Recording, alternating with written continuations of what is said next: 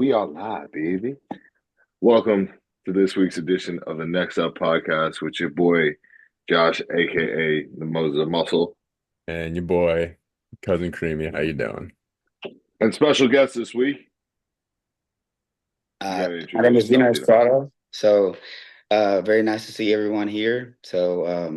Josh asked me to come on, and I feel like I could do it, and I'm excited for it. I'm excited for the questions and um, anything that you guys have to ask. I like to be on the spot. Love to hear Yeah, it. so we'll start this off with obviously last week we had Kyrie.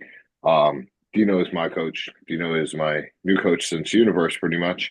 And one of probably my favorite things so far is that when I asked Dino to be on the podcast, I said, "Hey, do you want to pick a topic, or you want me to throw one out at you the day of?" And he was like, "Throw one at me the day of." So works out Yeah, that we all work like that. yeah. That way you don't think about the questions. You should know the answer already.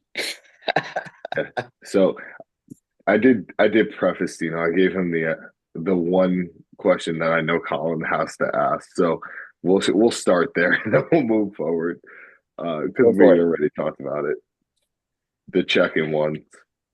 Oh yeah. So when it comes to a prep, obviously, you get down to the line, let's say last month, for instance, there could be times you're checking in every day. Hmm. What is just your general reasoning or your mindset on the consistent check-ins even through an off season or like a push-up phase? So when I look at when I ask someone to send check-ins, 3 times a week. I always see, you know, off season, I always just call it improvement season more than anything. I don't think that if you're a competitive bodybuilder, I think it's more so that you should always be treating it like a pro. So basically, my reasoning for it is one is that you don't see a difference from whenever you decide to do contest prep. You treat it the same. The only difference is obviously you use specific things, but that's about it. And the other thing I use it for is more so whenever I bring somebody on, starts working with me, Hmm. my main thing is to focus on their goals. So basically, I asked them, you can ask Joshua, and my goal is to basically reach their goals. So, what do you want to accomplish in the next 3 to 5 months? And I just honed in on that goal. And basically, the more frequent check-ins you see, the more progress and nuances you see in someone. So specifically with like someone that's like getting ready for contest prep, they're doing it off season and then going into contest prep. Hmm. So you want to basically do the transitioning to where it seems seamless, to where it's like, oh, there's no difference. There's some times where I make him chicken 4 times a week. I don't know if he told you that, but Oh no, I mean, trust me, every time that you see his glutes, so do I.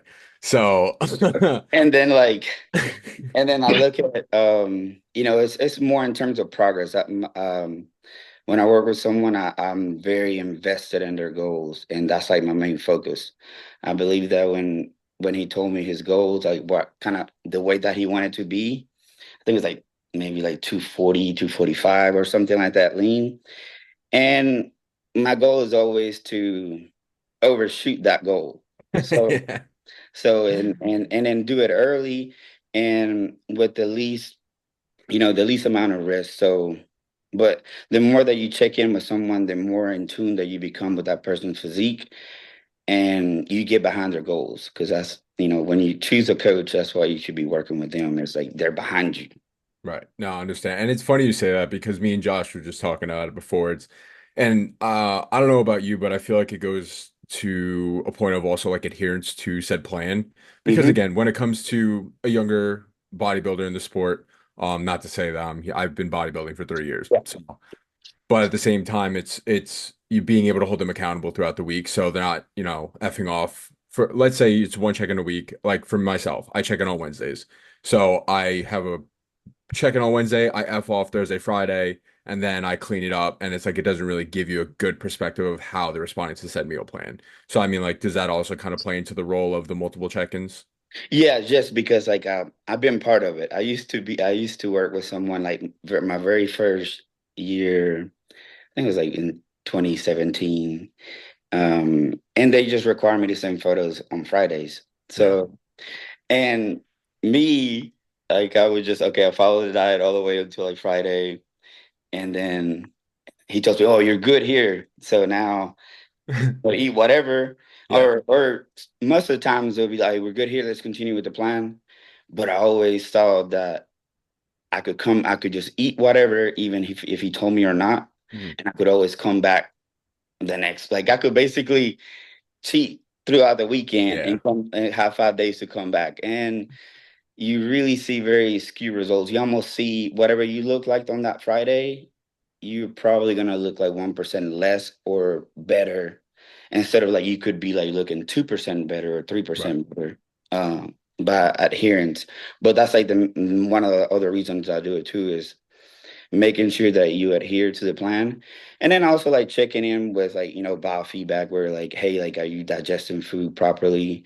Because one of the things that I'm a very big proponent of is digestion. I think if you can digest something, you shouldn't put it on the plan. It should always be what that person wants to eat. And 100%.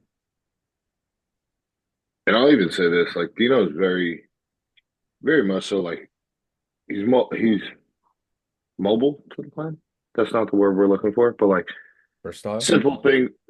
Yeah, versatile. He'll flex. He'll bend like to the point where like I turn around and I ask, hey, I think this might work a little bit better for me, or like I want to try this in this meal, and he's like, all right, do it. Let's see how we look in 2 days. We check in so often that it's like a little change. You can kind of see what's going to happen. Hmm. Um, as as both of you know, because again, I check in with Colin pretty much as I check in with you. Like my pictures are getting set, um, because I just turn around and I'm like, all right, you, well, Colin, do you see the progress? It's been crazy, right? Oh yeah, no, it's been a little more than crazy. The fact that he's put on as much size as he has and really maintained comp. I will say, listen, when it was post universe, you guys started working together, and he's sort of was turning into a mutant, and it's just 10 pounds up, another 10 pounds up, and he's still disgustingly lean. And I'm like, North Americans looking better and better at this Yeah, yeah, point. yeah. we don't talk I about North remember those Americans. conversations, but usually, you know what? I think whenever you're getting someone ready, you want to like just knock it out the park. You don't want to just like, barely like get it. And I knew that I'm sure he probably would have like turned around and like got it done just from like the lineup that showed up that day. Yeah. Um, but it's those things always happen whenever we pick a different show. Some are more competitive, Yeah. and I feel like I've been in that same situation when I have competed in the past where, okay, I'm just gonna pick the show because I don't think nobody's gonna show up. Then everybody shows up, Yeah. and it's just so the best thing to do is like, okay, we need to do what we need to do to be competitive regardless who shows up. Yeah. And I think that he understood. Was like, yeah, you're right. No, 100%. I was gonna say the day of, I may have called both of you and said, listen, maybe I should take this trip to Pittsburgh real quick. Yeah, yeah, But it was. here's my question because I think you definitely in my book I would say probably best known for like Jay and Kyrie, right? Mhm. And how both of them went from being I'm never gonna say either one of them is like average or middle of the road, but like Yeah, boom, there were just there were taking them to the next level. yeah, they had, they're both more so they both had like the potential. But yeah, like they obviously they needed just the right guidance. And I think they got tired of like basically being third call outs, fourth call outs, or even last call outs. And that's when they reached out and you can look at a physique and you can say, okay, if we focus on this, I think that we can be really competitive. And that's what I have done with, what I did with both of them. And, they made serious improvements, and not just, like them, but there's like a lot of my clients that sometimes I'm astonished at like the progress they have made. But it's fun whenever you see those big transformations from even high level athletes. Like that's like makes it really fun because sometimes like you see like the biggest transformation is from someone that's like weight loss and then get into like good shape. But it's really good seeing it from someone that's like that has a lot of potential, and they become like elite athletes. And I mean, like, for example, like Josh, like when I started with Josh, I was like, we have a lot of work to do. But that's where the 3 day check-ins is like I'm trying to push this guy to get him to where Yeah. I want him to be. And we exactly have done that. Then we got to a point where the 0.01% progress that we see in those check-ins is huge. So anything that we can get right now is just like it's just extra. Yeah, I would 100% agree. I say to Colin every once in a while, I'm like, hey man, how much longer of an off season we got? Because this 217 number is a question mark at some points in my head.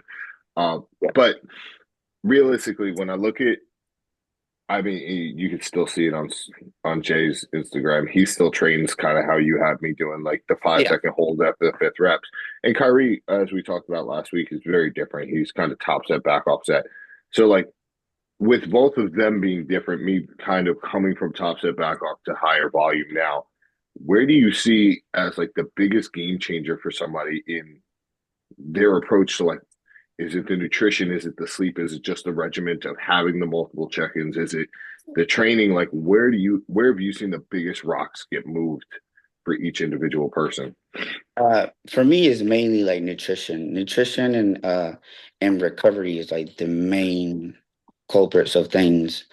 Subs are just there to just like push you a little bit, but if you can do the hardest part, which is like diet and train hard, um, then you won't see any progress. And obviously, whenever you assess someone's training style, Kyrie does like he does like he'll like for some blocks he'll like do certain he'll like do back off sets and he'll do like volume. Um, but it's according to how like that person is connecting with that particular body part that they're trying to do. Now if I feel like if I ask them if you feel like you're having a lot of connection with where like a top set back off or high volume, you always want to go with like really what you're connecting with because you don't want to be doing exercises just to complete them. I think Yeah. stimulation is more so than anything, but the answer to it is like is nutrition and recovery. I think that if you don't have those two things, you will see the least amount of progress. So if you have the nutrition and basically checking in 3 times a week is gonna make you like check in, like make sure that you're like on point with your diet and your training and stress levels and all that, like anything that requires recovery. So it's all a combination of everything.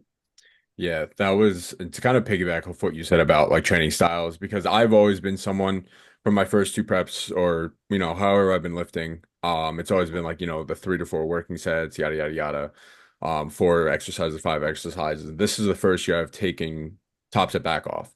I knew of it, never really had ever had it programmed. I just started working with my coach, Jack, literally day one of my prep. So it was kind of a shot in the dark with him, but started top set back off, but it really helped me gauge the use of said muscles because again, you're not necessarily just training to get to that end goal of the number. You're putting so much stimulus into that movement. So, you can do a bunch of feeder sets, work yourself up, but that top set is just balls to the wall, bury yourself. But then you kind of Yeah. have to get yourself put back together for that back off set. So you're not wasting, energy, and just again, chasing a number at that point. But it's for me, it's like people can always see progression through whatever you want to go after. If it's volume, if it's intensity. But for myself, it's just I've been able to connect more. And you can even ask Josh, like for my back has been dog shit. My back's still pretty shit, but it actually is somewhat put together at this point. It's grown substantially since working with Jack, just because again, that approach to it, knowing how to actually officially connect with the back. And again, doing more so tops at back off, it's really been able to just push stimulus in which that I'm not Yeah, necessarily wasting those days. And it's like you can hit it 3 times a week. It doesn't mean it's going to grow because if you're not connecting and if you're not stimulating the muscle properly, at that point in time, you're just wasting your time. yeah, yeah. I agree with you on that for sure. And I mean, there's times where um my thing with like the style of training that I really like push forward to like volume more is more so um I think it can be safer because one, obviously you know that there's like there's going to be like a higher number of volumes, so like you basically the more reps you do on a certain movement, the more you begin to connect. And then basically it's more so where like, okay, I can already connect with this muscle. So I don't have to like do as much. I don't have to do like a wasted set where like some people do, you know, warm up set for every exercise.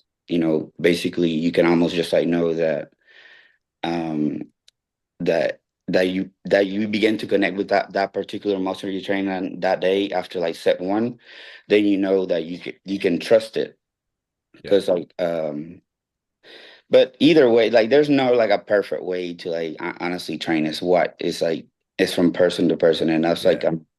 um when I talk, I know I think that Josh, you were doing top and off back off. That's what you were doing, right? Before.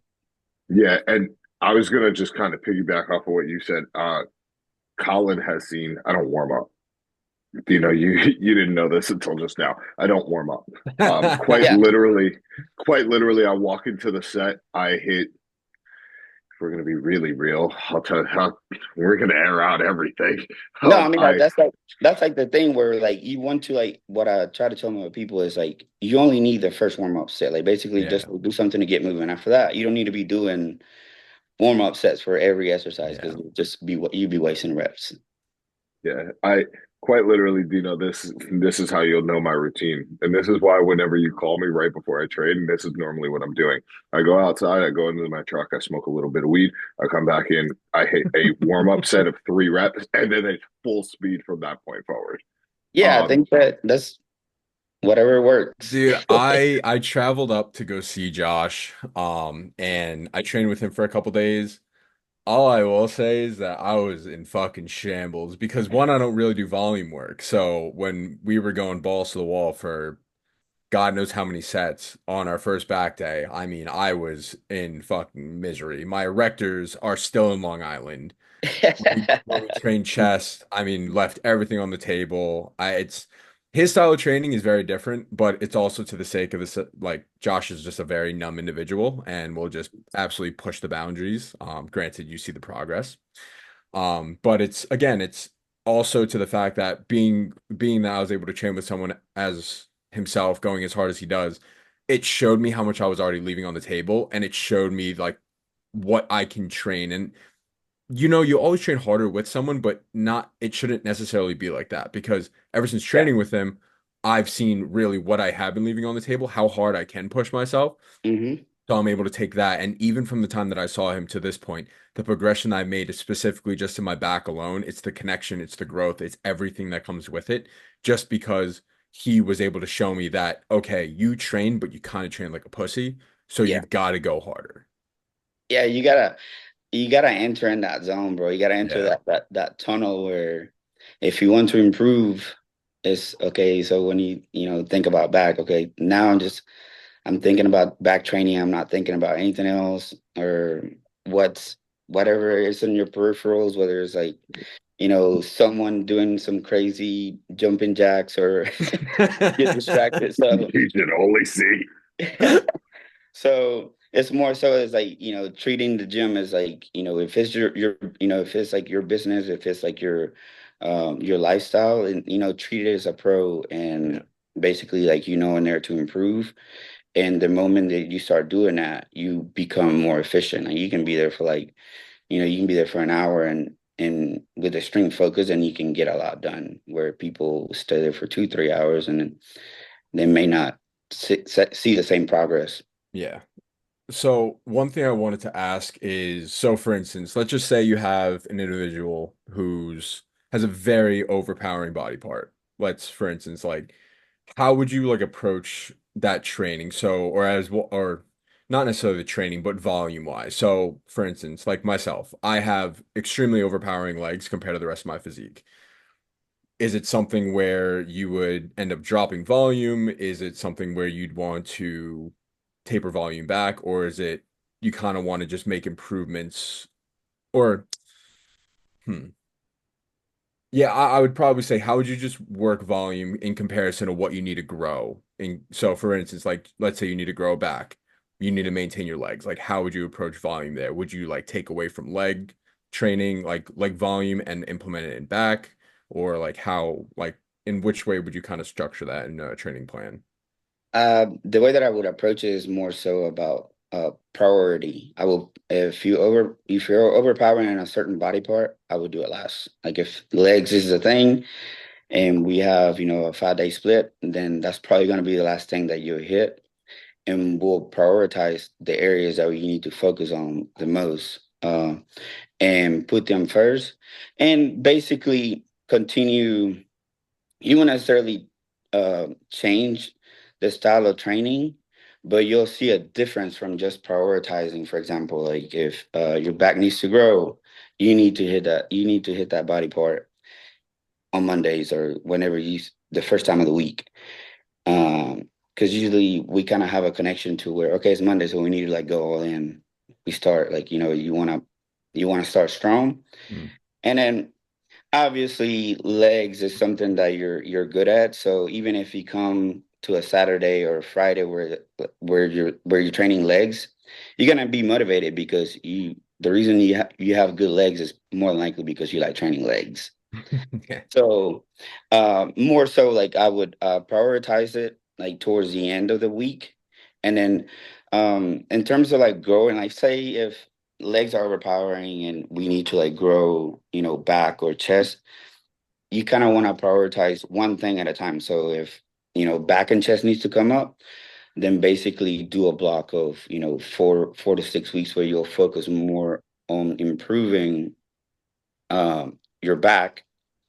And then after that, those 4 to 6 weeks, then assess to see if you made an improvement there, and then switch the roles where like, okay, now I'm gonna focus more on this, but more so whenever you're trying to improve something, and something is lagging, is more so because of the connection that we don't have there. So it's okay. I had to do it a lot of times where like I wanted to be very balanced, and basically, oh, I wasn't good at, back or chest. So basically I just, I humble myself. I don't need to be doing like heavy weights. I just need to like feel that muscle, whether, I have to lower the weight to like 135 and basically feel it, and then began to do like a progressive overload like every week to like, okay, so like now it's improving. But more so whenever we have a lagging part, it's more so um it's more so like the mobility that we have in that particular body part. Oh I yeah. think that's like the main thing. So like for chest, more so like, do you have it like some shoulder or scapular mobility that's not allowing you to like go to full stretch? And for back, there might be like a mobility, but also like involves your scapula and the ability to like stretch it. Some or being able to know how to like manipulate basically like your scapula a little bit. Because sometimes when people do back exercises, they put too much tension on they kind of resist the tension on the shoulder and don't let the shoulder girdle, like your scapula, basically travel where it needs to be, and then feel the stretch and then hit it. Most of the time people don't let like their scapula is like fixed. Hmm. That thing is made for it to like move Yeah. up and down. If you just like keep in a fixed position, you're gonna have a shit back. Understand. And then when it comes to the nutrition side of things, so again, in an improvement season, people institute whether it's off-plan meals, high days, etc., however you want to go about it, however you want to call it. Um, is that something again, day of, day before that said body part? So let's say, for instance, you're bringing up your back, and are you having said cheat meal or off-plan meal on the day of the training, on the day prior to training? Like, how would you approach nutrition as well? For it's more so like the More flavors. cheat meal parts is more so like something that I think if we I think if we focus more on leaving that towards the end of the week, Okay. you'll be a whole lot better because you want to be able to maximize the amount of quality nutrition. But I do like the ability to, let's say if I'm improving up, if I'm trying to improve back, then like I'll put like a little extra in terms of like carbs, whether like Right. before, and that's where your meal timing comes into place. Like I like to do a lot of like now, like I like to do a lot of uh peri-nutrition where you need to like time like your pre-workout meal and whether you eat whether you have like intra carbs and you can I think the intra carbs are like really important if you time them correctly because you want to be able if especially if you're trying to improve something you want to be able to start high and finish on a high note. You don't want to be like it's finish high and then like towards like middle of the workout you just die down, Yeah. you know. So like but yeah, I think that certain body parts they do require a little more you know nutritional uh in terms of food. And then you can utilize like cheat meals certain days, but you want to be able to you want to start as clean as possible with like the higher amount of carbs, and then basically play with it because Yeah. you want to be able to put quality muscle. And whenever you see someone that's lean, and you're just like, okay, eat this, eat that. So Understandable. No. We could even bring it back to like how Dino does it with me. So like my back days and my leg days. My legs definitely lag behind. I think that's just from like how I'm shaped type of thing, and also being tall. But my back is definitely a strong point. But as Colin has seen, I can absolutely annihilate myself on a couple sets of rows to the point where like if we didn't go up in nutrition on those days, I wouldn't yeah, survive the workout. There's no shot. When yeah, me and you first started, um, and I remember I told you I had intracarbs, and it was like, here, we're using 2 scoops in the first day. I was like, oh, I haven't had this in a while. And still, with the amount of volume that I was doing compared to what I used to do, I was smoked halfway through and finished both shakes during the workout. yeah, Where I remember asking you, like, "Hey, can I put my pre in this one so that like it at least lasts a little bit longer?" Um, just in general, it just didn't. If there was none of the extra carbs in that session, that just wouldn't last. I wouldn't have made it. So allowing for the undulation of nutrition throughout the week definitely helps with that. And also, like Dino was saying with connection, like you have more carbs, you're going to get a better pump.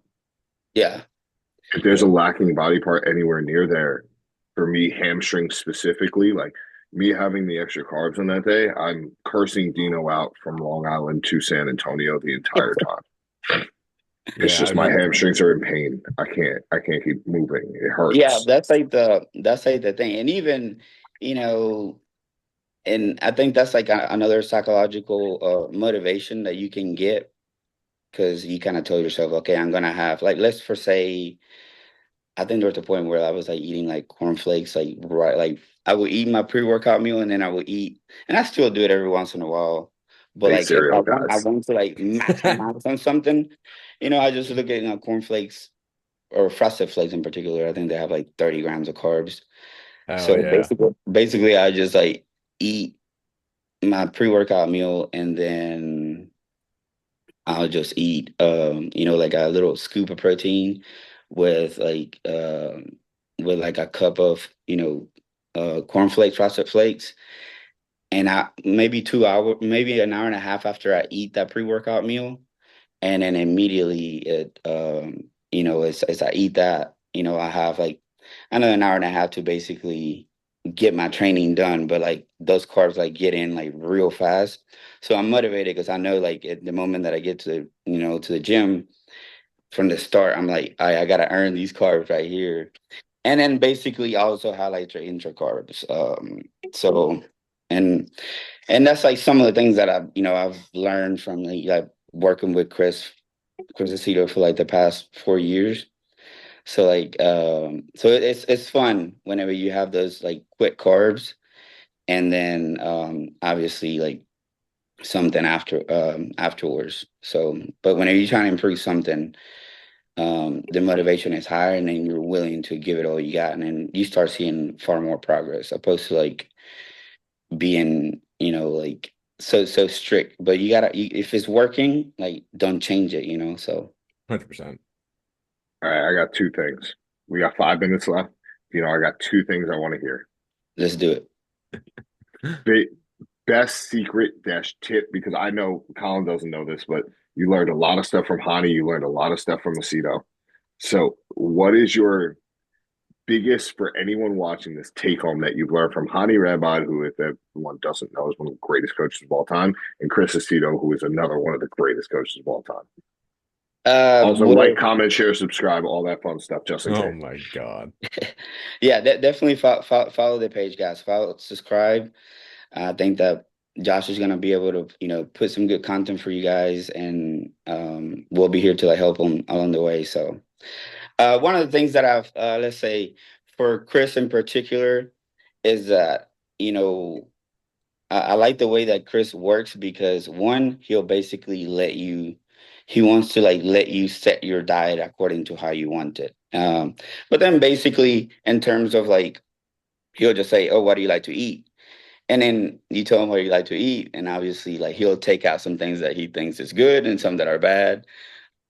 So that's one of the things, I think that's where being able to coach someone, it can elevate you because you want to help that person according to also with the ability to digest food and the things that they like. So whenever they start something uh about dieting, they don't feel like so like, and it doesn't feel like that daunting or scared, because when you mention dieting, people think it's like lower carbs and all this and all that. But yeah, Ben, that's one of the things that I learned from him, and like checking in is extremely important. Accountability is one of the things that can really, help anyone achieve anything that you want. For example, Chris had me checking in, I think it was like last year and like this year, where from 12 weeks out every day. So, and that's like challenging, right? So you just like, Holy. so you just, but then you just like take it. But that's like, what you get from that is that, someone is really behind your goals and they want to see you improve. But that's one of the main things that I've learned from him, is that he totally cares, working with everyone, and I'm the same way. Whether someone's a pro or NPC, amateur, doesn't matter. For me, everyone is the same, and we're trying to get to the same goal. And then with Hani, one of the main things that I like about his, training and just watching him is the ability to avoid injuries. You can train in a safety manner. It's more so like, stimulate, but don't annihilate. Just like, you should know your body well enough to where you don't want to be doing crazy things to where like you're injured, but more so like the um, training, knowing how to train and connect with that muscle is one of the things that I've learned from him the most. It's like you want to focus one thing at a time and improve one thing at a time. Most people want to improve everything at once, like arms, legs, back. But that's when you tell them, okay, we need to slow down and basically just focus on one body part at a time. And you always start with the one that we're the weakest, um, you know, that requires more priority, and the least, later in the week. So I think that Yep. goes back to the old saying of if you try to chase two chickens, you'll catch none. Yeah. So hyper focus on the one specific thing, and then as that improves, as it gets better, and then you can move on to the next one. Man, I mean, So that's why we did like, with you. We wanted to I mean, look at your Hemis. Like those things are dropping now, like from where you started. yeah, So definitely a big change there. Colin sees them. Yeah, I talk they're shit to there. Colin every day about him. Hey, So still chasing my fucking legs. yeah, so yeah, like, and always with anything, you always want to be as a competitor, you want to be as balanced as possible. Balance is king. You with a balanced physique, you can get in a lot of first call outs. As long as Yeah. you're in shape and good conditioning, you can do a lot of damage, Yep. opposed to like being overpowering in one Colin, particular body part. Yep. Colin, sign us out. Well, Dino, it's been an absolute pleasure, man. I